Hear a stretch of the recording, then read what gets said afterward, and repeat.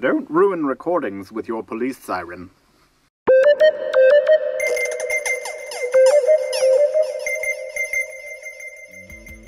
Will you quit the internet if net neutrality dies? How secure could your smartwatch really be? Why do you need a separate Facebook Messenger app on Windows Phone? Lots of questions for readers of Pocketnow's editorial pages this week. Let's review them in 5 minutes or less. I'm Michael Fisher, and this is Pocketnow Roundup. The internet is under fire from those who would compromise your connection speed in the name of big business and compromise your privacy in the name of security. So goes the narrative of the rightfully concerned, with Taylor Martin asking whether you'll still carry a smartphone if your carrier breaks with net neutrality principles. I provided my answer to our poll question. Go provide yours. And while you're over there, check out Joe Levi's companion article on how carriers are already punishing content providers based on the type of data they provide. Then learn about the privacy side of our brave new world.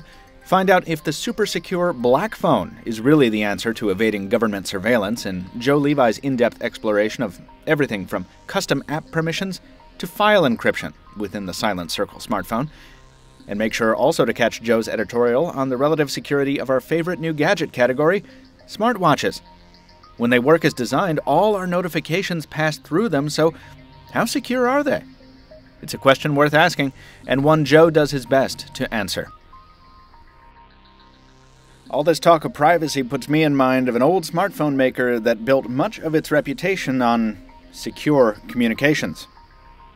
That's right, Blackberry is still fighting the good fight, and at MWC it announced that in addition to pursuing both high and low-end new hardware, it would release a classic device in the Q20, including not just a physical keyboard, but also bringing back the so-called tool belt of a trackpad with function keys.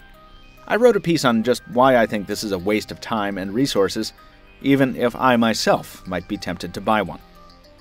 While we're on the subject of underdogs, the world's third-place mobile platform might have been a no-show at MWC, but it's been big in our editorials this week.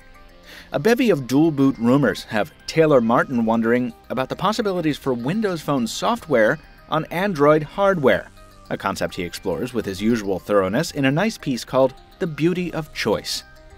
Meanwhile, our Microsoft expert Adam Lane weighs in on why exactly Windows Phone needs the Facebook Messenger app it got this week, while I tell the story of my time with Nokia's Lumia Icon, the smartphone Taylor called the best Windows phone ever, a contention I address head-on in my review rebuttal. Spoiler alert, Taylor and I don't always disagree.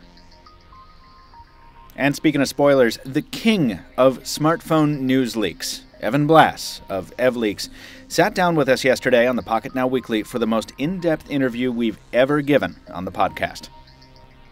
What would you say to the people who think that what you do is illegal? I would tell them that I don't want to answer this question. Well, that's valid. I'd have to answer something like that. No, that makes sense. I understand. What about what about immoral?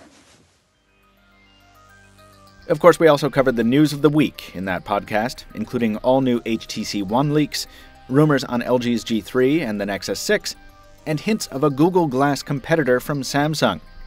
But it's Friday, and you want to cap off your week with a comfy editorial, not the news. So Adam Dowd has just the thing for you. A nice, almost sweet piece about the trials and tribulations of adopting a mobile-only lifestyle when you're a family man. From an HTC-made Moto X to the true definition of waterproof. There's a lot more in the editorial pages of the site, but we are out of time.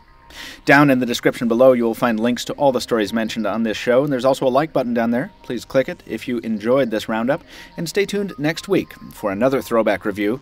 I think you're really going to like this one, as well as some conventional reviews, both on tablets.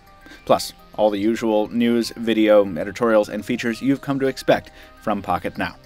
Until next time, this has been Michael Fisher with the Pocketnow Roundup, wishing you an excellent weekend, no matter what mobile device is filling your pocket.